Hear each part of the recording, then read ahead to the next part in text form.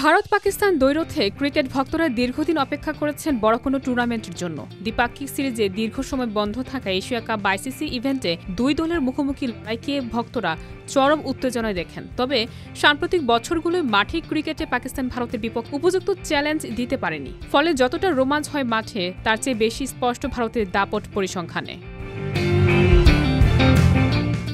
2007 সালে আইসিসি টি-20 বিশ্বকাপ শুরু হওয়ার পর থেকে এখন পর্যন্ত ভারত ও পাকিস্তান মুখোমুখি হয়েছে 15 বার।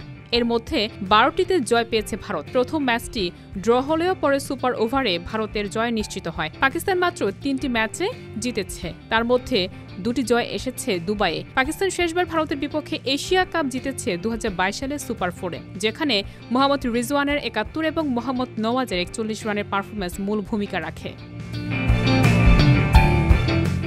এশিয়া কাপের ইতিহাসে ভারত এগিয়ে। 1984 সালে প্রথম আসর থেকে এখন পর্যন্ত ভারত 11 বার ফাইনালে খেলেছে এবং 7 বার চ্যাম্পিয়ন হয়েছে। পাকিস্তান 5 বার ফাইনালে খেলেছে এবং 2000 এবং 2012 সালে শিরোপা জিতেছে। টি-20 ফরম্যাটে এশিয়া কাপ শুরু হয়েছিল 2016 সালে। প্রথম আসরে ভারত এবং 2022 সালে শিরোপা জিতেছিল শ্রীলঙ্কা। পাকিস্তান এখনও এই ফরম্যাটে চ্যাম্পিয়ন হতে পারেনি।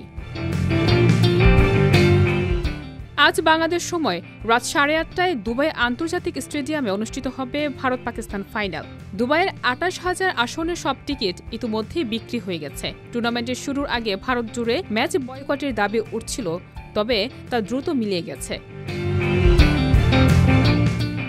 ভারত পাকিস্তান ম্যাচ সবসময় উত্তেজনা, রোমাঞ্চ ও দর্শক উচ্ছ্বাসে ভরা, কিন্তু পরিসংখ্যানে ভারত অজেয় থাকায় পাকিস্তানের জন্য ফাইনালে জয় পাওয়া সহজ হবে না। এশিয়া কাপের ইতিহাস, টি-20 পারফরম্যান্স এবং সাম্প্রতিক মুখোমুখি ম্যাচের পরিসংখ্যান মিলে দেখাচ্ছে ভারতের প্রাধান্য এবং পাকিস্তানের দীর্ঘ জয়হীন পথেই আজকের দ্বৈরথের চূড়ান্ত রূপ নির্ধারিত হবে।